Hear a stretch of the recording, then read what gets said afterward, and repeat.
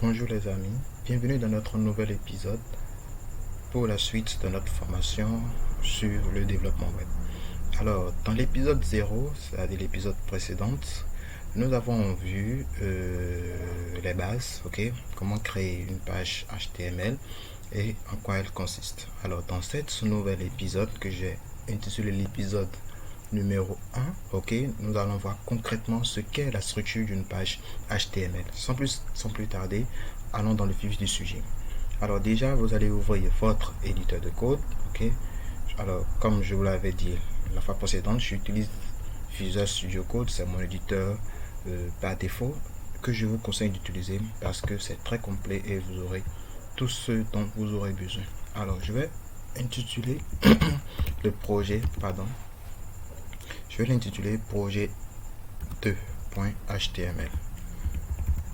Ok, alors, qu'est-ce que nous allons faire? Je vous avais dit la fois passée que tout document HTML5 commence par le doctype. Donc, il faut taper doctype, HTML. Alors, cette instruction, permet de dire au navigateur, ceci est un document HTML. Ensuite, vous passez à la balise HTML qui définit le corps de votre page. Alors, dans l'épisode 0, j'ai omis, volontairement, de vous parler de la balise head. La balise head, c'est la balise qui permet en fait de définir l'entête de votre page. Je dirais la tête de la page, l'entête de votre page. Cette balise contient la balise title, donc qui définit le titre de la page. Donc je dirais peut-être ici, bienvenue sur mon site. Voilà le titre de la page. Ensuite, dans cette balise, toujours dans la balise thread, vous allez voir la balise meta, qui permet en fait de définir l'encodage. Donc meta charset, UTF-8. Alors, ça permet de définir l'encodage, du document de la page. C'est-à-dire quoi? L'encodage, c'est quoi? C'est l'ensemble en fait des lettres qui sont utilisées pour écrire les caractères du test de la page, en gros. En fait, c'est pour éviter en fait qu'il y ait des lettres avec accent qui se retrouvent avec des caractères illisibles. Donc n'oubliez jamais de mettre le charset, UTF-8. Ensuite, nous allons passer maintenant au body. Le body permet de définir le corps de votre page. Donc dans le body, nous allons peut-être mettre un peu du test. Donc essayez, vous pouvez trouver un peu du bout du test quelque part. On va peut-être utiliser du lorem ipsum.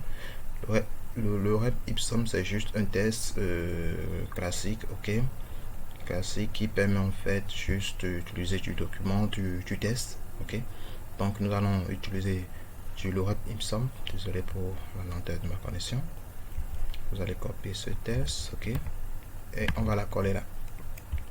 Voilà, on enregistre, et puis vous ouvrez votre page en double-cliquant dessus. Voilà.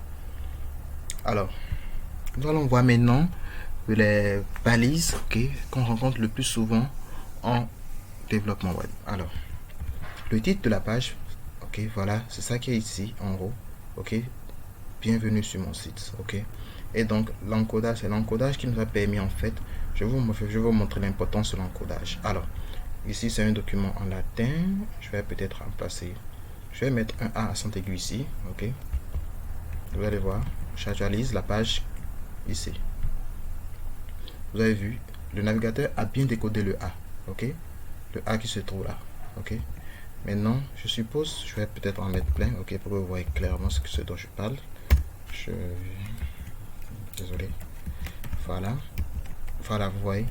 Je suppose maintenant j'enlève le meta charset. Je sauvegarde la page, j'actualise.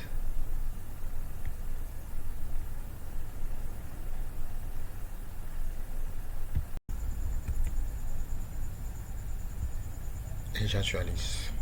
Alors, comme vous pouvez le remarquer, les caractères n'ont pas changé. tout simplement parce que le HTML5 est formidable.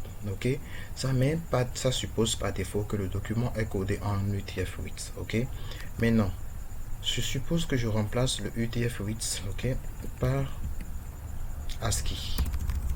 Ok, ASCII. Qu'est-ce qui va se passer alors?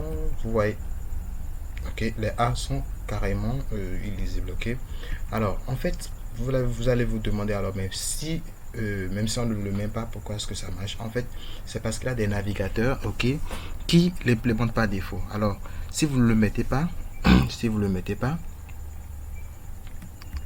imaginez que vous tombez sur un navigateur, ok, que lui, ok, sa manière d'interpréter le HTML5, ok, ne permet pas en fait de mettre l'encodage par défaut à UTF-8. Alors du coup, ça va créer le bordel. Alors, donc pour éviter tous ces genres de problèmes, je vous suggère, pardon, de toujours mettre votre encodage à UTF-8, ok. Là, vous assurez la compatibilité entre les navigateurs. Voilà. Et tout est ok. Ok, super, on continue. Alors, on va voir maintenant la structure, ok, la structure la plus utilisée des pages web, ok. Alors, dans le body, qu'est-ce qu'on a souvent dans le body? Ok, donc vous faites CTRL-SHIFT-K pour effacer une ligne. Dans le body, souvent le body est découpé également en trois parties. Déjà, nous avons le header, ok, qu'on appelle en tête du corps, ok. Ensuite, vous avez le main, ok, le main pour dire la partie principale, et ensuite vous avez souvent le footer. Voilà, pied de page. Alors, c'est juste un découpage, je dirais optionnel, ok, mais c'est la plus utilisée. Je crois qu'on avait vu ça dans l'épisode 0, ok. Donc, c'est un découpage qu'on verra bien évidemment dans la suite, ok. Ne vous préoccupez pas de ça pour le moment, ok. On verra tout ça bien évidemment dans les prochaines vidéos. Alors, on va voir ensuite maintenant les balises les plus utilisées. La première balise la plus utilisée, ok, c'est la balise P. La balise P, c'est pour dire paragraphe, ok. Donc, je suppose que j'ai mon test, ok, mon lorem ipsum, je vais la copier de là encore, ok.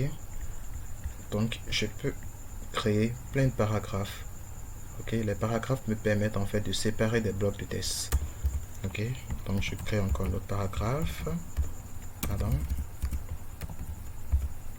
et je recolle, voilà, j'actualise, et vous voyez, il y a cet espace blanc entre les deux paragraphes, ok. Ensuite, vous avez les titres.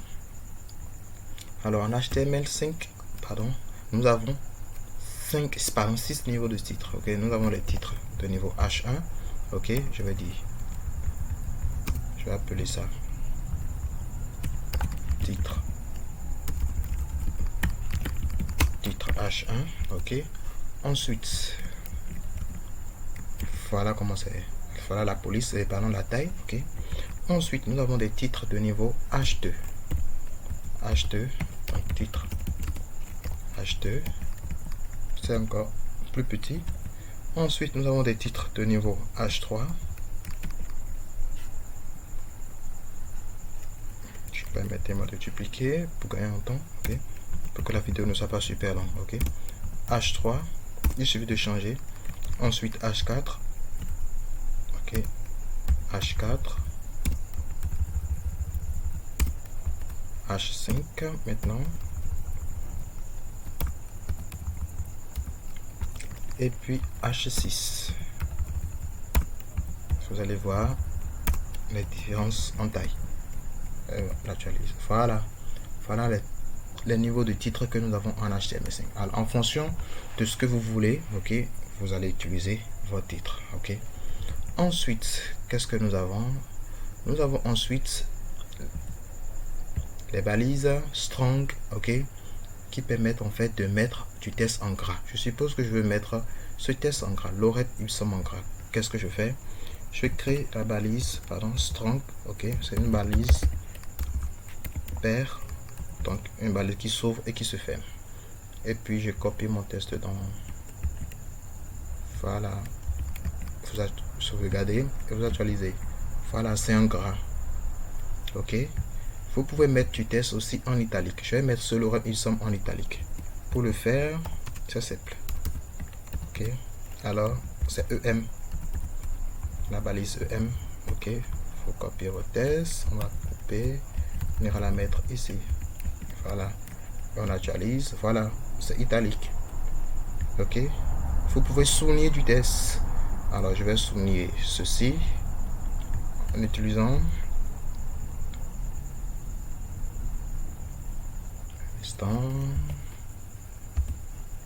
underline. Ok,